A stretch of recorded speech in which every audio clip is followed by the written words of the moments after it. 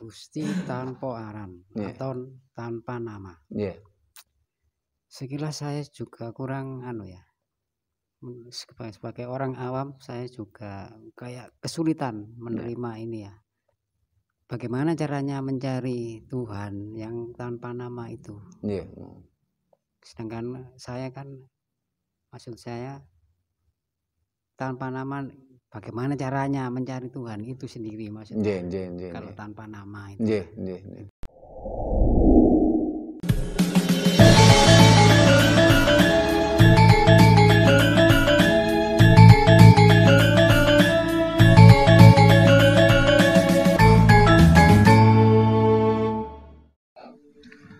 Rahayu. Para pemirsa Raket Prasojo TV channel yang kami hormati, selamat berjumpa kembali dalam kegiatan Yayasan Raket Prasojo, sebuah lembaga pengkajian, pelestarian dan pengembangan budaya Nusantara. Nah, para pemirsa yang saya hormati, di kolom komentar di channel YouTube kita ada permintaan supaya kita memperjelas tentang yang sering kita sampaikan, yaitu budaya Jawa tidak mengenal Tuhan.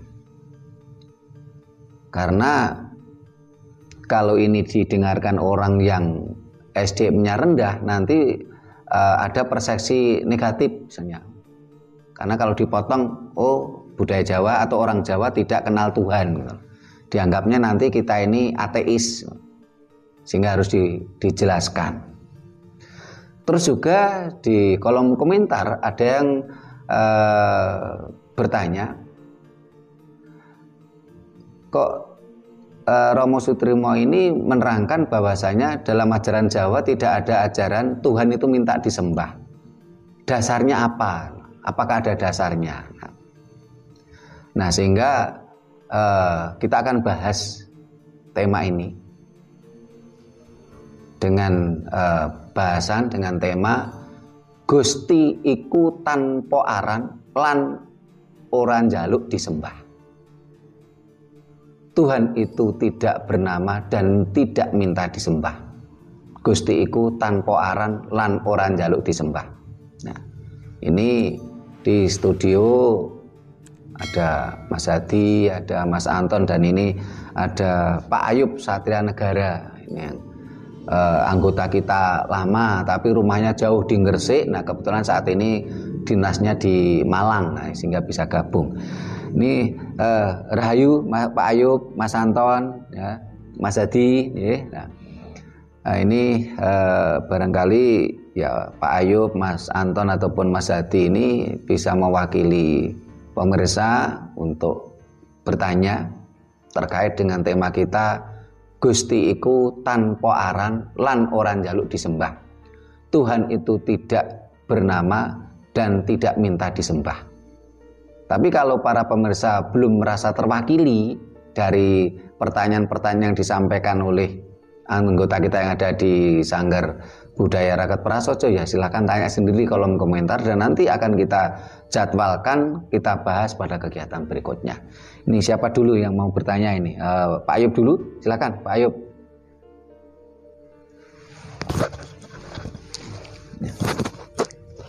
Terima kasih kesempatan yang diberikan kepada saya. Saya cuman sedikit bertanya masalah yang dikatakan Gusti itu tanpa wujud dan enggak minta disembah.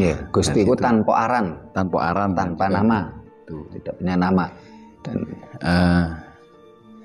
ya memang dari perspektif saya sih sebetulnya saya kan juga pelaku meditasi, jadi dari situ saya bisa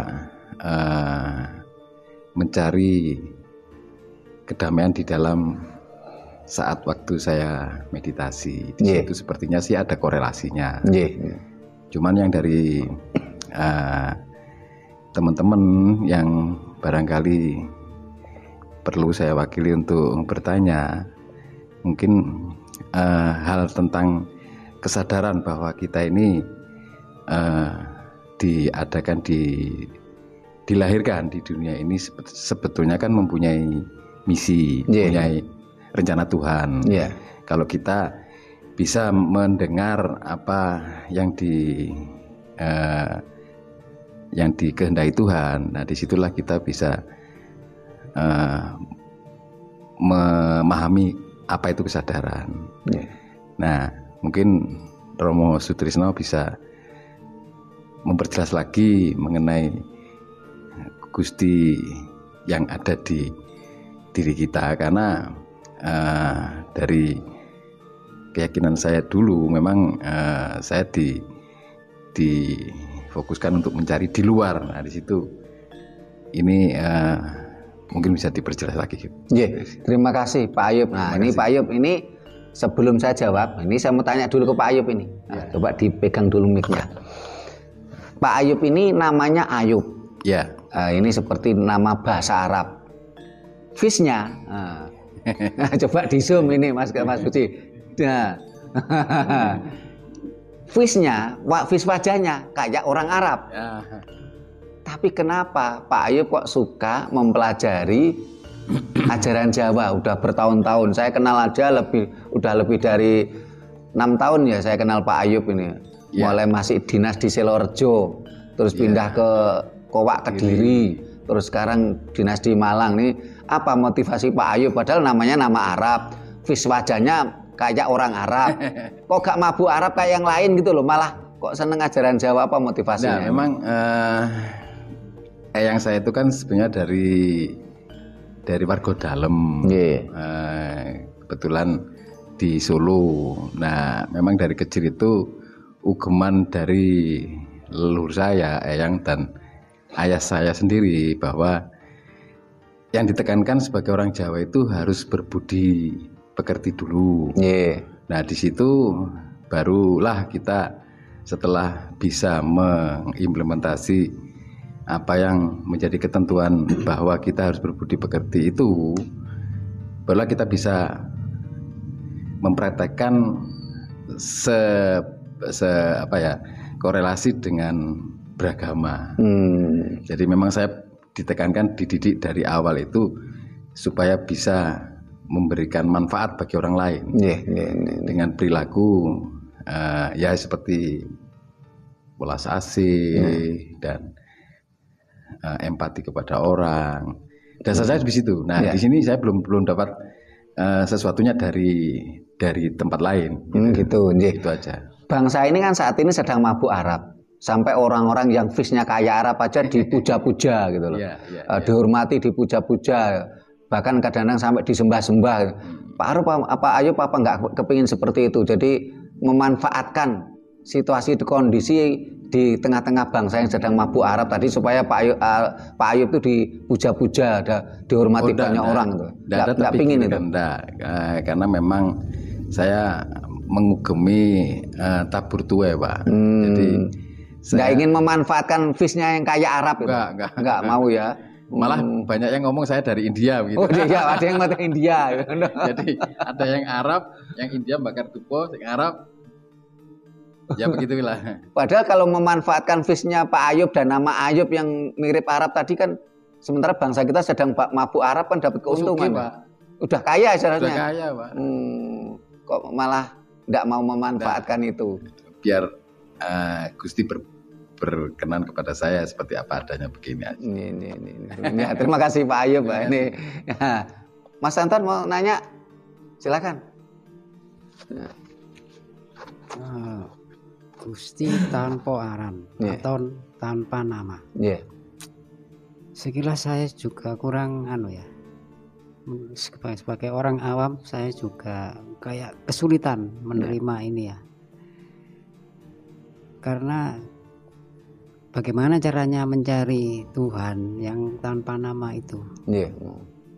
Sedangkan saya kan, maksud saya tanpa nama, bagaimana caranya mencari Tuhan itu sendiri maksudnya. Kalau tanpa nama itu, itu aja. Terima kasih Mas Anton. Mas Hadi, silakan. Bisa tanyakan ini, siapakah Tuhan Tuhannya sebenarnya Tuhannya orang Jawa itu.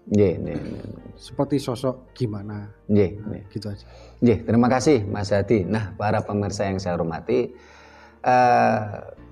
ketika kita bicara tentang Tuhan, ya, kalau di berbagai video saya menyampaikan bahwasanya ajaran Jawa itu tidak mengenal Tuhan. Kenapa kok saya berani mengatakan ajaran Jawa itu tidak mengenal Tuhan? Karena memang kata Tuhan ini adalah bentuk jamak dari kata Tuan dalam morfologi bahasa Indonesia. Ketika bicara Tuan berarti dengan hamba. Tuhan dengan hamba sahaya. Konsepnya atas bawah. Vertikal atas bawah. Ada yang disembah, ada yang menyembah. Ada Tuhan, ada hamba sahaya atau budak. Nah, sementara ajaran Jawa itu tidak mengenal Tuhan. Karena di dalam ajaran Jawa memang tidak ada kata-kata Tuhan, itu tidak ada. Apalagi konsep Tuhan atas bawah. Tuhan, hamba saya, vertikal, atas bawah. Ada yang disembah di atas, terus ada yang menyembah di bawah. Tidak ada. Di dalam ajaran Jawa tidak mengenal konsep itu.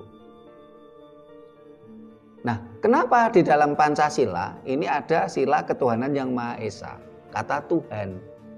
Karena nampaknya Bung Karno mencoba memakai bahasa yang dipahami oleh orang banyak. Tidak memakai istilah Jawa. Ini nampaknya salah satu istilahnya Bung Karno itu dengan jiwa kenegarawannya tidak ingin memaksakan konsep Jawa untuk banyak orang, tapi konsep yang dipahami orang banyak, umum. Kalau yang menciptakan alam semesta itu disebut Tuhan dalam perspektif umum, tapi kalau dalam perspektif Jawa ya tidak ada konsep Tuhan tadi. Ning Gusti kang akarya jagat.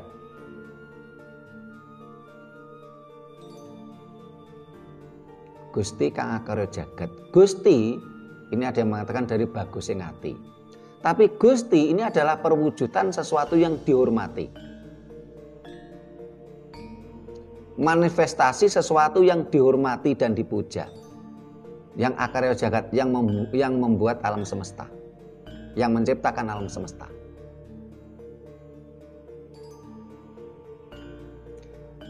Tetapi dalam konsep ajaran Jawa tidak ada konsep menyembah dan disembah.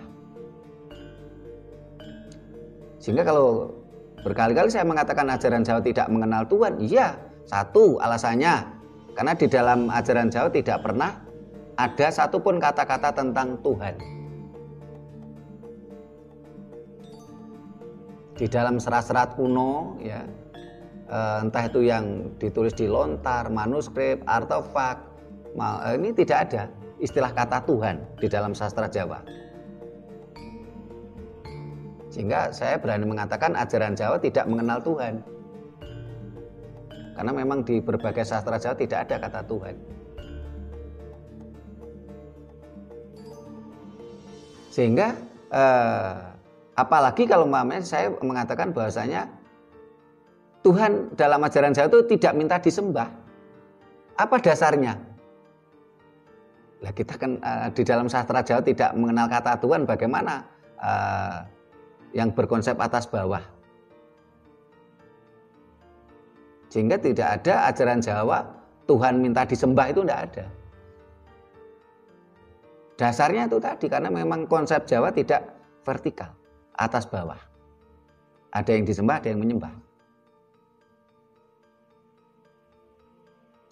Secara ilmu kasunyatan, sampai detik ini, ya, mulai dari zaman bahula mulai dari zaman dahulu kala sampai detik ini,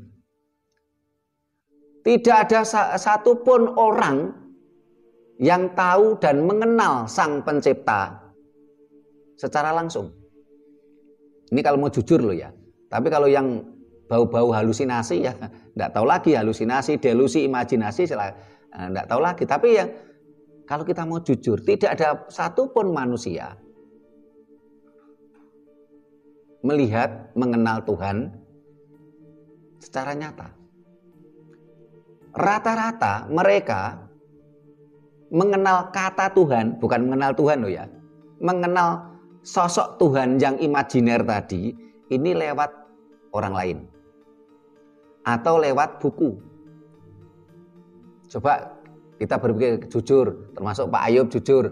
Pernahkah Pak Ayub tahu langsung Tuhan? Belum dan tidak akan pernah. Paling tahunya dari orang lain atau dari buku. Ini kalau mau jujur loh. Tapi kalau orang yang nggak jujur ya silahkan ngaku-ngaku ya. Ini kalau kita bicara jujur, tidak ada satupun manusia di muka bumi ini mulai zaman dahulu kala sampai detik ini yang mengetahui Tuhan secara nyata. Mereka cuman mengetahui, mengenal kata Tuhan, bukan mengenal Tuhan loh ya, mengenal kata Tuhan atau mengenal sosok imajiner tentang Tuhan dari orang lain atau dari buku. Orang lain itu bisa ada guru, bisa orang tua, ya. Tetapi yang jelas dari orang lain. Sehingga tidak mungkin ada sosok Tuhan teriak-teriak, "Hei, kamu harus nyembah saya. Kalau nggak nyembah saya, nanti saya hukum." Nah, ini Tuhan kok mabuk hormat gitu loh. Kayak manusia saja. Kayak ini barangkali Pak Ayub di perusahaannya, "Oh, karyawan kalau nggak hormat ke saya nanti saya pecat." Gitu. Tapi kalau hormat ke saya, terus pandai ABS, asal Bapak senang, terus saya kasih hadiah. Gitu. Tuhan kok kayak manusia begitu.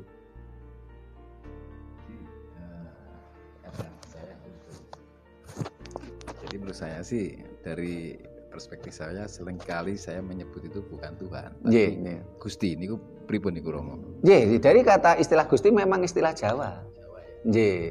Kalau Tuhan itu istilah Melayu memangnya. Karena Tuhan itu dari bentuk jamak dari kata tuan. Nah, Gusti itu ada yang mengatakan bagus sing ati. Tetapi Gusti juga merupakan manifestasi sesuatu yang kita hormati. Sehingga orang Jawa mengatakan wong tua kuwi Gusti kang katon. Orang tua adalah Gusti yang kelihatan atau Gusti iku pangeran kang katon. Maksud saya orang tua itu adalah pangeran sing katon. Orang tua adalah pangeran itu tempat kita ngenger. Pangeran itu papan pangengeran. Sing katon orang tua kita itu. Sehingga di dalam ajaran Jawa yang menjadi simbol sang pencipta atau simbol penciptaan adalah Linggayoni. Linggayoni ini adalah pelanangan lan pawadonan.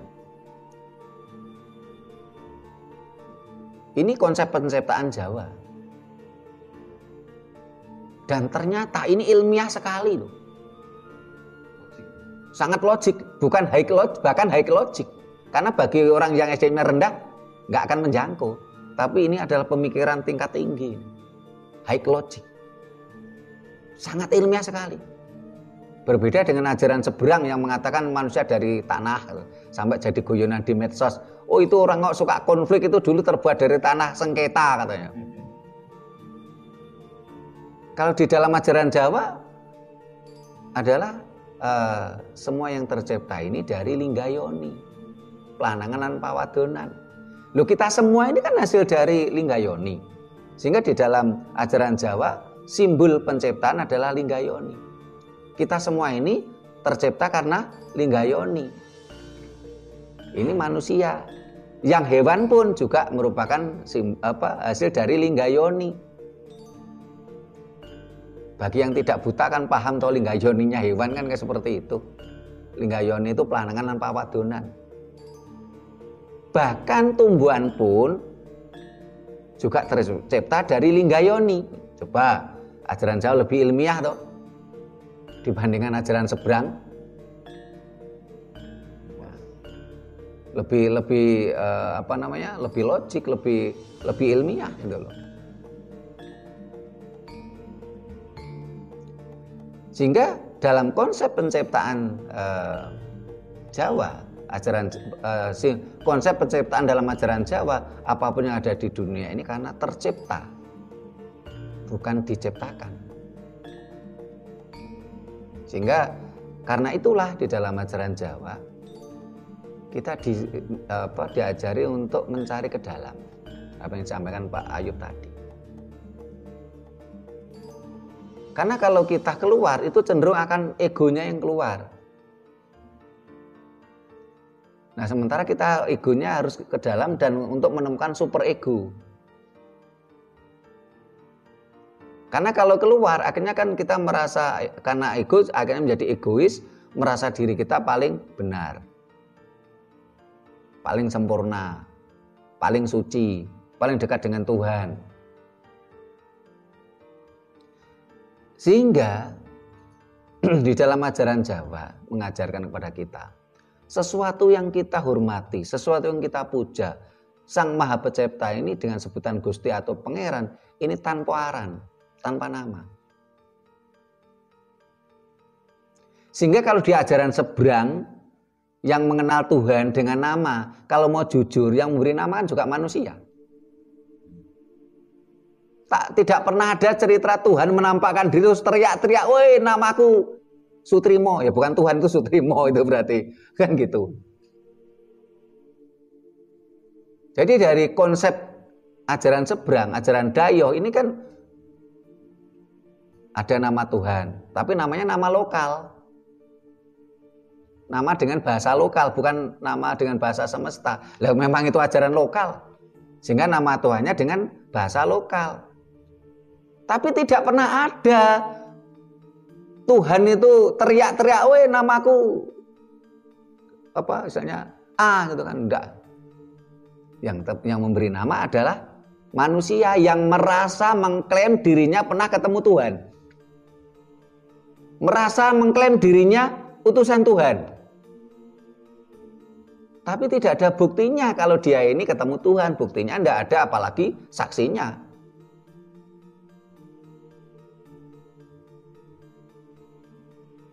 Dia mengklaim, "Oh, saya ini pernah ketemu Tuhan, saya ini utusan Tuhan. Tuhan itu namanya A." Tapi kan cuman klaim personal. Tidak ada bukti, tidak ada saksi. Loh kalau umpamanya orang mengatakan, "Loh, dia ini kan, beliaunya ini kan sekali waktu kedatangan entitas lain. Ini kan bukti kalau dia ini utusan Tuhan." Nanti dulu pada waktu si beliaunya ini kemasukan entitas lain ada saksinya enggak? Nah ketika kita coba periksa dongeng-dongeng Dayoh itu enggak ada kok. Beliaunya itu ketika kemasukan entitas lain itu ada saksinya, enggak ada kok. Cuman si A ini bercerita kepada sahabatnya kalau dia kedatangan entitas lain. Tapi pada waktu kemasukan entitas lain itu seringkali enggak ada diceritakan.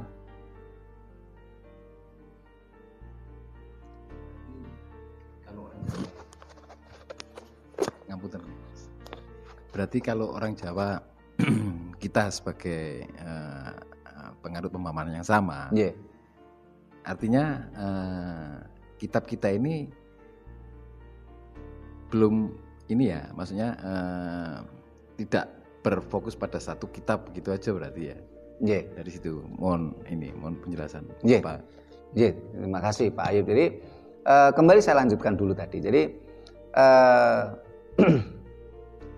ketika bicara seseorang yang mengklaim dirinya utusan Tuhan dan pernah berbicara dengan Tuhan itu enggak ada saksinya. Ini bisa merupakan klaim pribadi. Tetapi kalaupun toh itu, misalnya orang kemasukan entitas lain lah di Jawa, Bali ini orang bisa kemasukan entitas lain tuh banyak tuh sampai detik ini.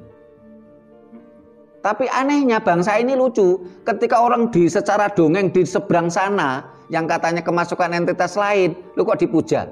Lu sementara di negeri sendiri ini ribuan orang loh yang bisa kedatangan entitas lain. Oh yang di sana namanya inilah, itu kan cuman klaim saja toh. Sementara kalau di Jawa ini atau di Bali ya, orang kemasukan entitas lain itu banyak loh dan saksinya ada. Tapi lucunya karena kita ini mabuk dogma, bangsa kita yang kemasukan entitas lain ini malah dimusuhi. Oh ini kerasukan setan katanya. Lah, apa buktinya ini kerasukan setan? Mereka kemasukan entitas lain juga tidak merusak kok. Sampai sekarang banyak itu. Kalau enggak nanti katanya Pak Ayub mau nanggap jaranan, itu nanti banyak orang kerasukan entitas lain itu. Loh kenapa bangsa kita yang mampu kerasukan entitas lain kok kita musuhi, kita bully? Tapi kalau bangsa luar kemasukan entitas lain kok dipuja?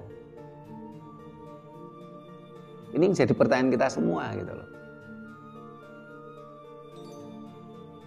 Sehingga bahkan kalau bangsa kita tadi yang kemasukan entitas lain kan saksinya banyak itu. Wah kalau pas ada jaranan Lumping tuh yang nonton ratusan ribuan orang gitu. Ini kan sama-sama kemasukan entitas lain ini. Sehingga orang Jawa menghormati sesuatu. Ya. Orang Jawa tidak menganggap sosok loh ya. Sesuatu. Kalau ajaran lain kan menganggapnya sosok. Sosok ini duduk di sini, gitu. Di atas sana. Gitu. Jawa tidak menganggap seperti itu. Jawa menganggapnya ada sesuatu yang dihormati, sesuatu yang menciptakan alam semesta, sesuatu yang menjadikan alam semesta tercipta, maksud saya. Nah, ketika ajaran lain, seseorang mengklaim dirinya ketemu Tuhan dan mengklaim dirinya utusan Tuhan, terus akhirnya membuat kitab suci, dan akhirnya kan menjadi kitab kering. Entah kitab suci tadi dicetak di kertas, ataukah kitab suci tadi dicetak di dalam HP. Saat ini kan banyak di HP itu aplikasi kitab suci itu. Yang perlu kita renungkan adalah ini kan klaim sepihak ya. Dan itu lebih cenderung sesuai dengan kepentingan yang mengklaim tadi, bukan sesuatu yang universal ya. Yang ketiga, sesuatu yang dianggap baik 1000 atau 2000 tahun yang lalu belum tentu bisa dianggap sebuah kebaikan di masa kini. Itulah sebabnya leluhur Nusantara tidak pernah mengajarkan untuk mencatat sebuah kebaikan-kebaikan di dalam menjadi kitab kering. Entah itu di artepak, lontar, ya, apalagi kertas. Ya. Kenapa? Karena itu tadi, nilai-nilai kebaikan 1000 atau 2000 tahun yang lalu belum tentu menjadi sebuah nilai-nilai kebaikan di masa sekarang. Sehingga ajaran leluhur Nusantara ini berdasarkan serat teles. Serat teles itu apa? Alam semesta.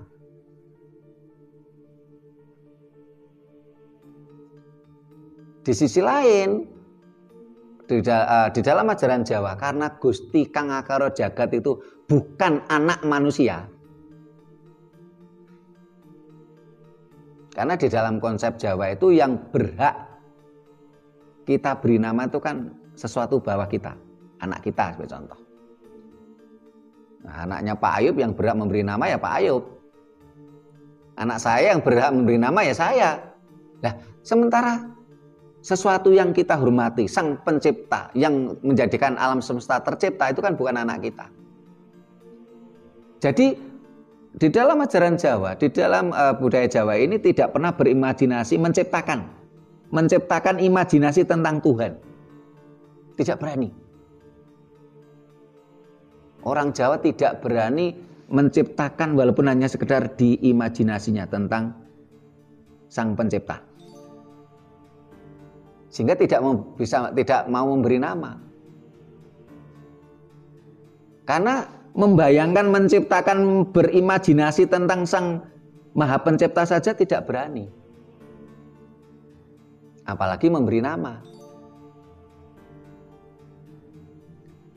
Kalau perkara ajaran lain itu berani berimajinasi tentang Tuhan, tentang Sang Maha Pencipta, setelah itu memberi nama, itu hak mereka.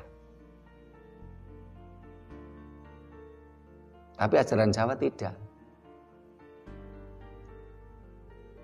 Orang-orang Jawa pada dulu ini tidak berani menciptakan, berimajinasi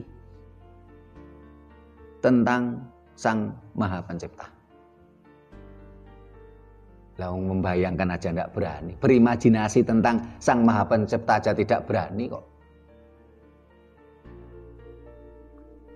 Sehingga otomatis tidak akan memberi nama. Itulah sebabnya Gusti iku tanpa aran. Gusti Tuhan itu tidak bernama. Sang Maha Pencipta itu tidak bernama gitu loh. Karena kalau Tuhan tadi kan saya katakan bahwasanya Tuhan itu bukan konsep Jawa gitu. Ajaran Jawa tidak mengenal Tuhan. Tapi meyakini adanya Sang Maha Pencipta.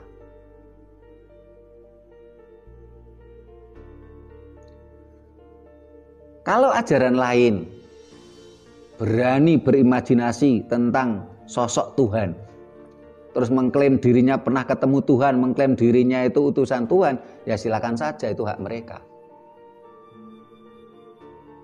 Tapi secara logika ini baru klaim pribadi gitu loh. Seseorang mengklaim pernah ketemu Tuhan, seseorang mengklaim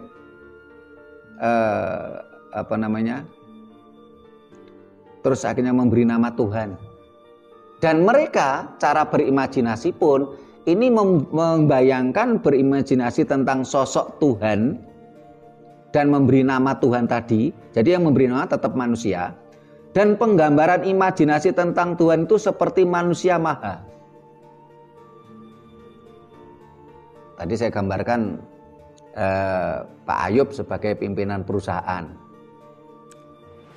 Karena seneng ke salah satu karyawannya, sering kasih bonus. Apalagi karyawannya tadi patuh. Tapi kalau ada karyawannya yang beling, nakal, dikasih sanksi. Loh ini kan gambaran ajaran seberang kan seperti itu. Jadi mereka berimajinasi tentang sosok Tuhan, terus mengklaim dirinya pernah ketemu Tuhan, terus mengklaim dirinya utusan Tuhan, tetapi dia berimajinasi tentang Tuhan itu seperti gambaran manusia. Yang kalau seneng kasih hadiah, enggak seneng kasih sanksi. Terus cemburu. Kayak Pak Ayub nih cemburu. Awas, enggak ada laki-laki lain ya. Awas kalau ada laki-laki lain kamu saya cerai. Akhirnya pecemburu. Inilah akhirnya gambaran-gambaran Tuhan hasil imajinasi itu, seolah Tuhan itu seperti manusia maha gitu. Terus mereka memberi gambaran Tuhan tadi istilahnya itu gila hormat. Semua harus menyembah Tuhan secara imajinasinya seseorang tadi. Sehingga digambarkan Tuhan itu harus disembah. Kalau nggak disembah, marah-marah gitu loh. Berarti Tuhan tadi kan gila hormat, gila disembah. Gitu. Dan ini cuma imajinasi saja. Nah, kalau di dalam ajaran Jawa, karena tidak mengenal itu tadi mengenal Tuhan tadi sudah saya jelaskan tadi, otomatis Gusti itu tanpa aran dan tidak minta disembah gitu loh. tidak minta disembah. Karena memang di dalam konsep ajaran Jawa ini, ajaran meyakini adanya Sang Maha Pencipta, ini tidak konsep Tuhan dan hamba sahaya, Tuhan dan budak, atas bawah, ada yang disembah, ada yang menyembah. Tetapi di dalam ajaran Jawa, manusia itu adalah merupakan bagian dari alam semesta. Alam semesta adalah perwujudan dari Tuhan. Karena itulah di dalam ajaran Jawa mengajarkan kita semua supaya harmonisasi dengan alam semesta. Karena alam semesta adalah perwujudan Tuhan. Kita harus baik harmonisasi dengan tumbuh-tumbuhan, kita harus harmonisasi dengan hewan, kita harus harmonisasi dengan sesama manusia.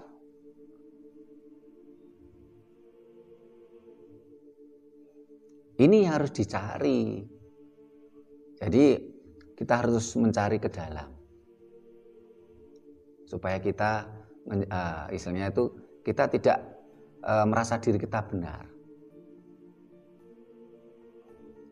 Kalau kita mencari ke dalam, akhirnya kan kita wujudkan dalam perilaku kita. Untuk selalu berbuat baik. Harus tadi saya katakan harmonisasi semesta kepada tumbuh-tumbuhan, kepada hewan, dan kepada sesama manusia. Dan situ koneksitasnya bukan disembah dan menyembah, tapi koneksitasnya adalah bagian.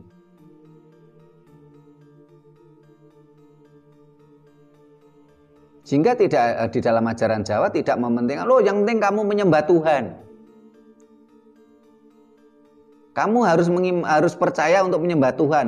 Tidak peduli perilakumu dengan sesama manusia. Ajaran Jawa nggak seperti itu.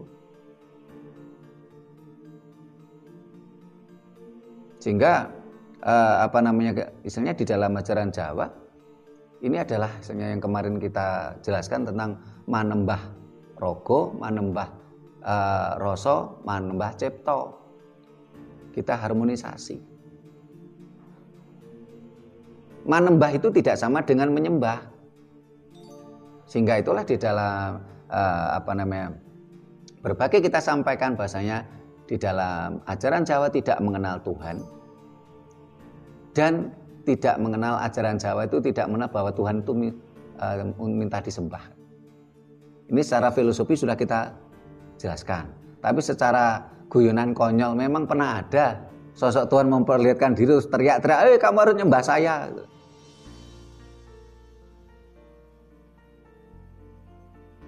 Nah ini yang ditanyakan Pak Ayub. Nah, ini akhirnya saya tadi yang ditanyakan Mas Anton sama Mas Hadi malah kelupaan saya. Tadi apa yang Mas Anton ditanyakan tadi? Cara mencari Tuhan yang tanpa nama itu gimana? Oh, cara mencari Tuhan yang tanpa nama. Mas Hadi tadi apa? Tuhannya orang Jawa itu seperti apa sosoknya? Ya. Sebenarnya secara langsung sudah saya jawab tadi ya. jadi bagaimana kita mencari sosok Tuhan di dalam ajaran Jawa? Ya nggak perlu dicari untuk di dalam ajaran Jawa memang orang Jawa tidak berani berimajinasi tentang sosok Tuhan. Tidak berani berimajinasi tentang sosok Sang Maha Pencipta. Karena Sang Maha Pencipta itu bukan sosok. Sehingga tidak berani memberi nama, berimajinasi aja, berkhayal aja nggak berani kok. Karena Sang Maha Pencipta itu memang maha segalanya. Sehingga orang Jawa hanya berani menyebutkan Sang Maha Pencipta. Nama dengan sebutan kan beda. Sehingga orang Jawa mengenalnya apa? Gusti Kang Karya Jagat, Gusti yang menciptakan alam semesta. Gusti Kang Murbeng Dumadi, Gusti yang punya kuasa terhadap kehidupan. Ya, boleh sang sumber karena sumber segalanya. Ada yang mengatakan sing ngecat Lombok. Ini kata-kata yang sederhana. Artinya luas gitu loh. Kenapa? Ini secara ternyata ilmiah. Kenapa? Karena ternyata cabai itu Sing ngecat Lombok itu yang mengecat cabai. Nah, ini bagi pemirsa kita yang bukan orang suku Jawa kan nggak ngerti yang dimaksud sing ngecat Lombok. Sing ngecat Lombok itu yang ngecat cabai. Dari hijau menjadi merah. Jangan kebalik Pak Ayub. Nah, ini adalah sebutan. Dan ternyata ini ilmiah. Kenapa? Karena ternyata buah cabai ini buah yang tidak berpori, yang tidak bisa dicat. Ilmiah kan? Dan ini lebih universal, sehingga bagi non suku Jawa, kalau mau misalnya memakai konsep ajaran Jawa, ya silakan menyebut Sang Maha Pencipta itu dengan bahasa Anda sendiri. Orang Inggris ya dengan bahasa Inggris, tapi ya itu tadi sing ngecat Lombok, yang ngecat cabai. Sehingga kemarin saya itu dapat WA dari Pak Wensius dari Bajawa Flores. Beliaunya ini enggak tahu dapat dari mana doa membakar dupa dalam bahasa Jawa. Pak Wensius ini minta saya itu mengartikan ke bahasa Indonesia. Malah saya bilang gini, Pak, ini yang saya katakan bahwasanya ajaran Jawa itu tidak ingin menyeragamkan alam. Ajaran Jawa tidak ingin menyeragamkan, kalau menyebut Tuhan itu dengan nama ini, cara menyembah Tuhan harus dengan ini, kalau berdoa dengan ini, dengan bahasa Jawa, enggak. Ajaran Jawa enggak seperti itu. Jadi enggak perlu ini doa membakar dupa dengan bahasa Jawa itu saya Indonesia kan enggak perlu. Lebih baik Pak Wensius ini berdoa dengan bahasa ibu Anda. Pak Wensius itu orang Bajawa Flores, pakailah bahasa Bajawa. Yang intinya adalah berdoa kepada Sang Maha Pencipta. Saya membakar dupa untuk membersihkan energi-energi negatif dan mendatangkan energi positif dalam kehidupan saya. Pakai bahasa Bajawa. Jangan mau hafalan dogmatis, bakar dupa dengan bahasa Jawa. Jangan mau. Itu bukan ajaran Jawa yang sebenarnya malah. Sehingga berkali-kali ketika saya ini dimintai tolong teman-teman yang non suku Jawa, termasuk kemarin malam itu orang Batak ini, istrinya Bang Jatim Laurentius Aritonang. Ini beberapa waktu yang lalu kan ada permasalahan, terus saya bantu merasa cocok, terus akhirnya minta bantuan lagi. Ya saya suruh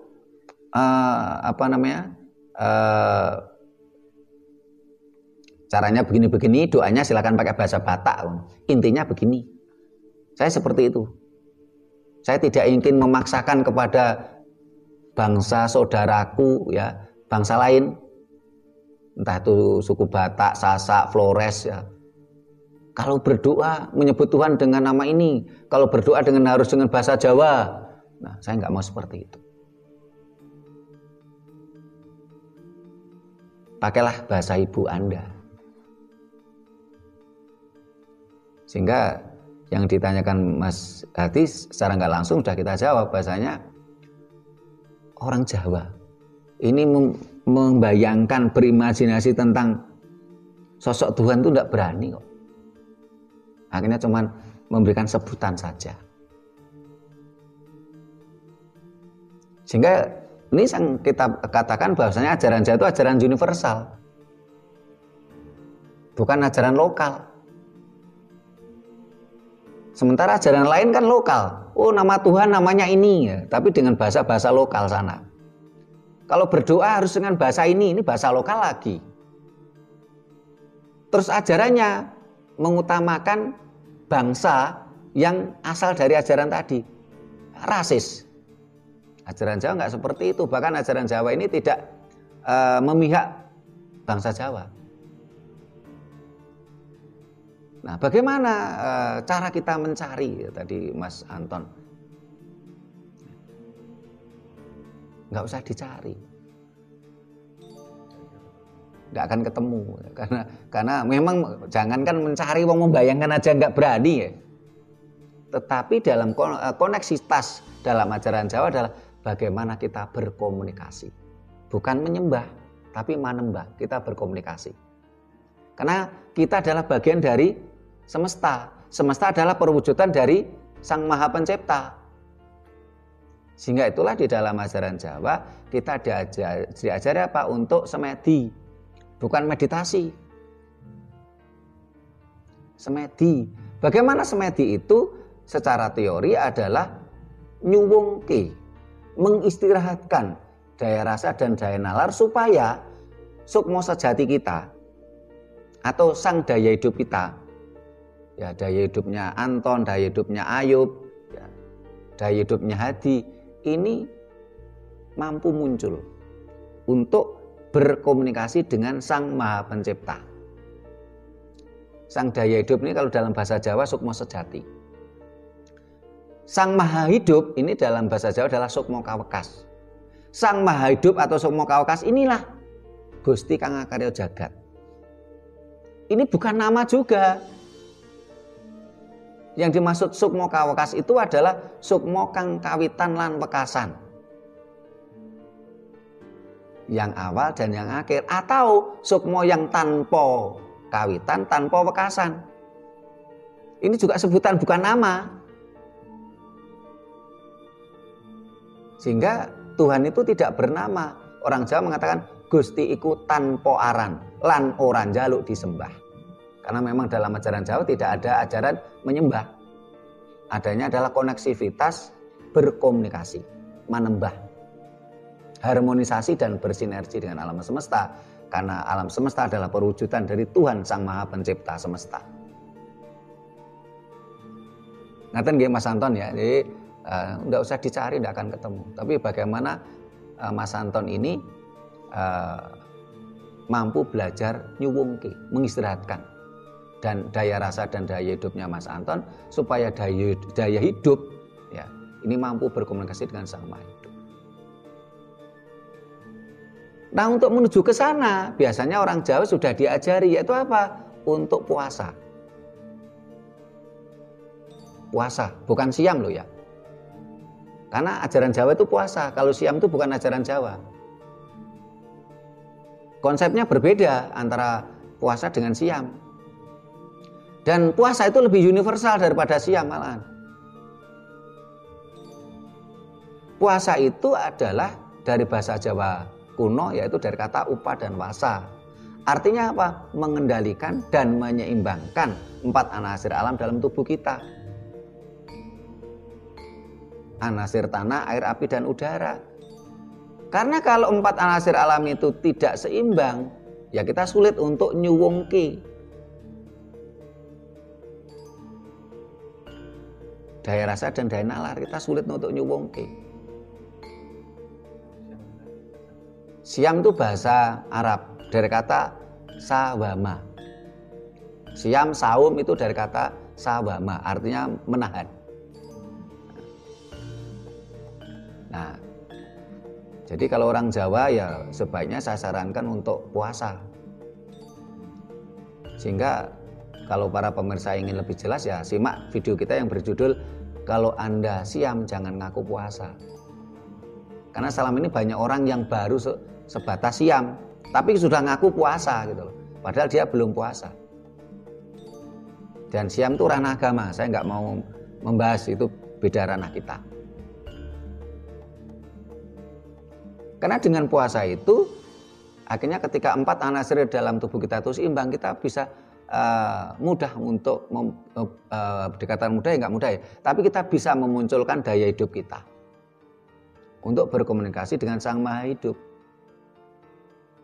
Tetapi kalau kita tidak puasa, 4 anasir alam dalam tubuh kita tidak seimbang, tidak kita kendalikan, ya kita sulit untuk memunculkan daya hidup kita.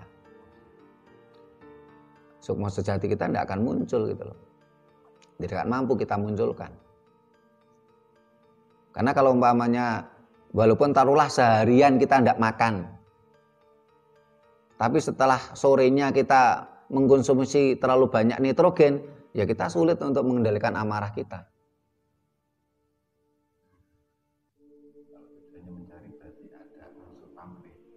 Oh gitu. Nah, jadi kalau mencari itu ada unsur pamrih. Kalau ketemu mau diapain itu?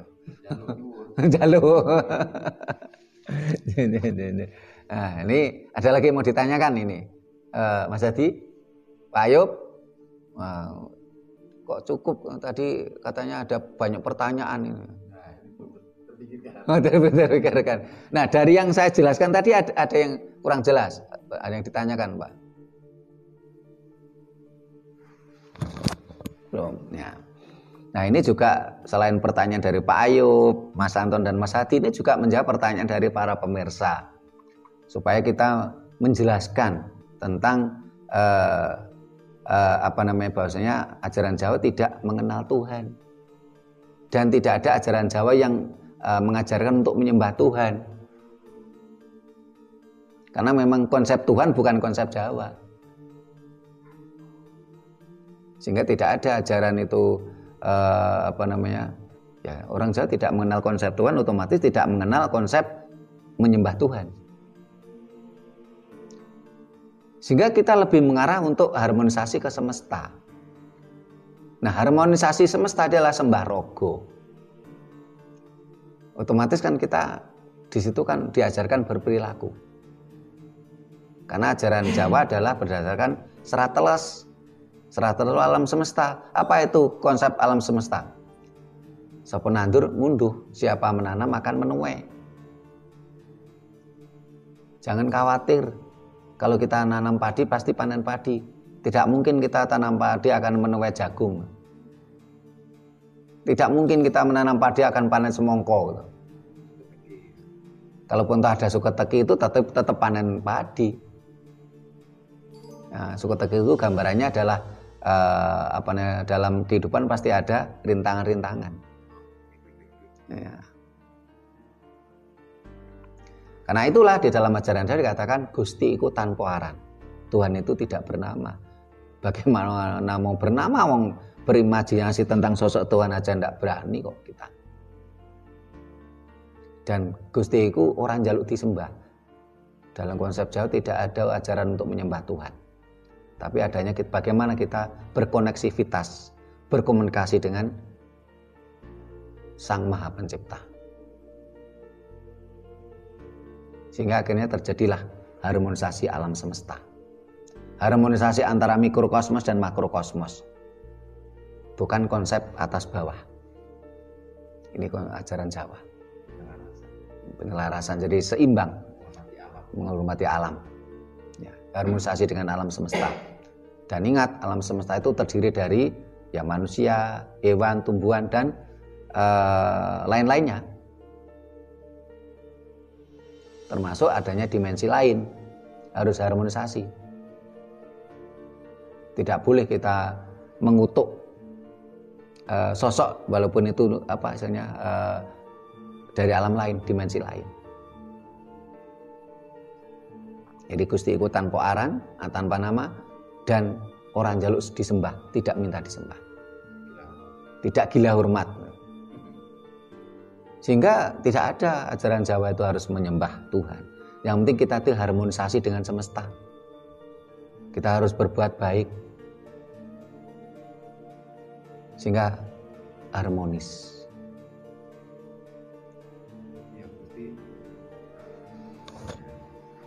Ya, Pak.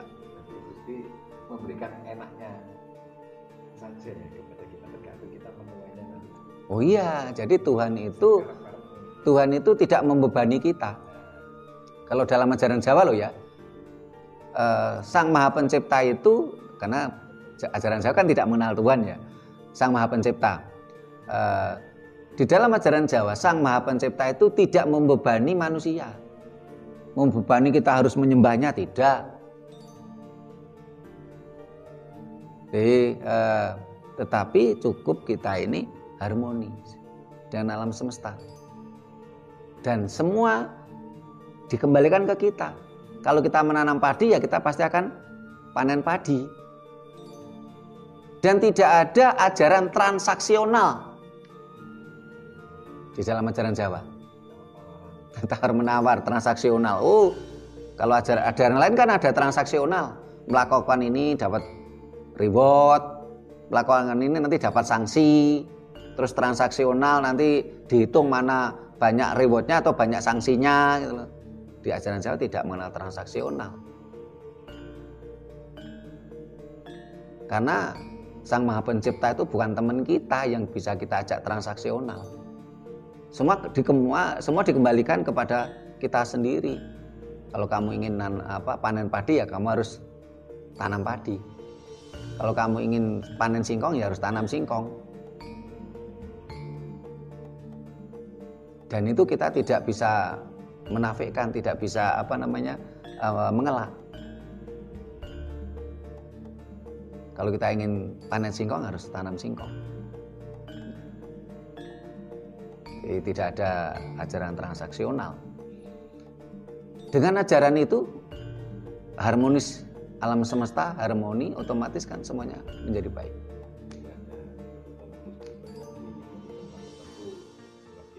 Tidak ada. Wah, harus Tuhan itu ada di sini, kamu harus datang ke sini walaupun berapapun biayanya, karena Tuhan ada di sini. Ajaran Jawa tidak ada. Kamu harus menyembah Tuhan dengan menghadap ke sana, Tuhan ada di sana, tidak ada. Sehingga di dalam ajaran Jawa ketika kita mencoba manekung, mencoba manembah, ini adalah dengan perilaku. Ketika kita manembah rogo ya kita dengan alam semesta. Harus harmonis. Kalau kita dalam manembah rasa ya kita harus membangun renaning tiasing sesami ke semesta. Membangun renaning tiasing sesami, kita selalu membangun sukacitanya semesta. Terus kalau kita manembah cipta, kita manekung, ya kita bisa menghadap kemana saja gitu loh. Bisa menghadap ke timur, ke barat, ke utara, ke selatan. Tubuh kita. Tapi ketika kita manekung, kita semedi kan posisinya kan tertunduk.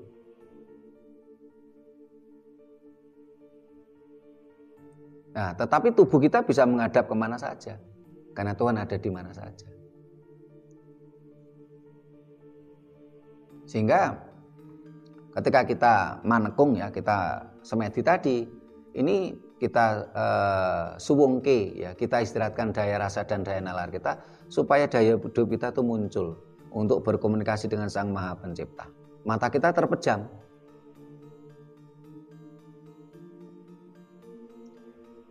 Kalau daya rasa dan daya nalar kita tidak kita istirahatkan, nanti yang munculkan khayalan, halusinasi. Nanti bisa ketemu siapa-siapa. Bisa jadi nanti muncul halusinasi tentang perempuan cantik. Wah, saya ketemu bidadari gitu. Ya, kayak bintang film lah. Ya. Dan bidadari itu bahasa Jawa kuno loh ya, bukan milik ajaran Dayo. Kata bidadari itu. Ya. Jadi kata bidadari itu dari bahasa Jawa kuno, bukan dari bahasa Arab. Ya. Iya, bidadari. Iya. Jadi itu asli ajaran Jawa juga, bidadari itu. Ya, sehingga kita harapkan itu ketika kita manekung, ya, manembah cipta, ini benar-benar suwung, benar-benar bagaimana kita mampu memunculkan sukma sejati kita atau daya hidup kita untuk berkomunikasi dengan sukma kaukas. Kalau daya rasa dan daya nalar kita itu tidak kita istirahatkan, ya itu tadi munculkan khayalan tadi. Sehingga ada pencipta ada juga pemirsa kita ini kan misalnya mengkritisi kita. Dia mengatakan Pak Sutrimo itu sudah bisa berkomunikasi dengan Tuhan katanya. Terus saya nggak jawab, tapi malah ada pemirsa lain yang jawab, emang Tuhan tuh seperti kamu yang bisa ngomong dengan lambemu, dengan bahasa kasar yang jawab itu. Saya diamkan saja. Karena memang pemirsa ini kalau saya pikir juga lucu juga ya. Kalau Pak Sutrimo itu belum bisa berbicara dengan Tuhan, ya jangan banyak omong, ya. Jangan istilahnya ini bahasanya nggak enak, saya diamkan saja gitu. Yang jawab malah yang lain gitu loh. Emang Tuhan tuh seperti kamu yang punya lambe gitu. Jadi dalam ajaran Jawa enggak seperti itu. Kita komunikasi dengan antara Sukma Sejati dengan Sukma Kawekas, antara Daya Hidup dengan Sang Maha Hidup. Nah, bentuk komunikasinya setiap manusia kan punya kamardikan sendiri-sendiri gitu loh. Dan tidak perlu kita cerita ke orang lain. Karena setiap manusia memiliki pengalaman spiritual masing-masing. Kalau ada orang yang melakukan itu, terus dia bercerita, oh saya bertemu dengan Tuhan, saya berkomunikasi dengan Tuhan. Nah, ini kan malah halu ini. Terus akhirnya dia menggambarkan Tuhan seperti ini, kan halu akhirnya. Ajaran Jawa nggak seperti itu. Tapi dengan cara kita mampu berkomunikasi, memunculkan Sukma Sejati untuk berkomunikasi dengan Sang Maha Hidup, akhirnya diwujudkan dalam sembah rasa dan sembah rogo. Kita selalu harmoni dengan alam semesta, kita harmoni dengan tumbuhan, kita harmoni dengan sesama manusia. Diwujudkan dalam perilaku kita. Kita kalau ada yang misalnya mengaku-ngaku, oh, saya sudah mampu meditasi ketemu Tuhan, nah ini malah halu. Jadi ada lagi yang ditanyakan ya, Mas Hadi, Pak Ayub, Mas Anton ada?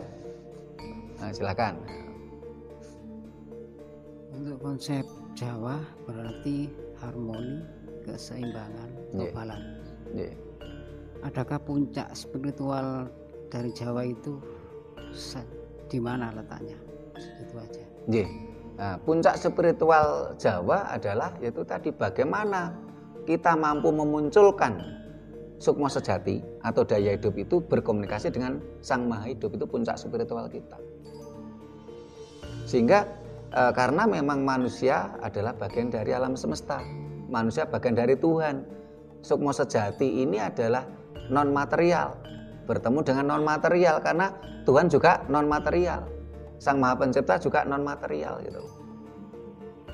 Kembali ke sana, inilah ajaran Manunggaling Kawula Gusti, puncak spiritual kita. Sehingga leluhur kita dulu kan kadang menulis tentang Serat Darmo Gandul. Ini sebenarnya kan nyindir ajaran Dayoh. Karena ajaran Dayoh itu seperti dharma yang gandul. Gandul itu gantung gitu loh. Karena kalau kita telaah secara akal sehat, ini ternyata ajaran Dayoh ini Darmo Gandul, dharma yang gantung. Endingnya kemana kurang jelas gitu. Wah, itu hebatnya leluhur kita. Jadi kalau istilahnya mengkritisi sesuatu itu, yang dikritisi pun malah nggak sadar gitu kalau dikritisi. Ternyata Serat Darmo Gandul ini isinya adalah mengkritisi ajaran Dayoh. Ibaratnya dharma yang gantung, yang nggak jelas lunturnya kemana gitu loh. Karena pengkondisian pengkonsepan ini gantung semua. Gitu. Karena mereka berani berimajinasi tentang sosok Tuhan, terus diberi nama. Ini kan sesuatu yang gantung, nggak ada endingnya. Udah, ada lagi Mas? Sampun? Nah, para pemirsa yang saya hormati, demikian tadi bahasan kita yang sekaligus menjawab pertanyaan para pemirsa, menjawab pertanyaannya Pak Ayub, Mas Anton dan Mas Hadi. Gusti iku tanpa aran lan ora njaluk disembah.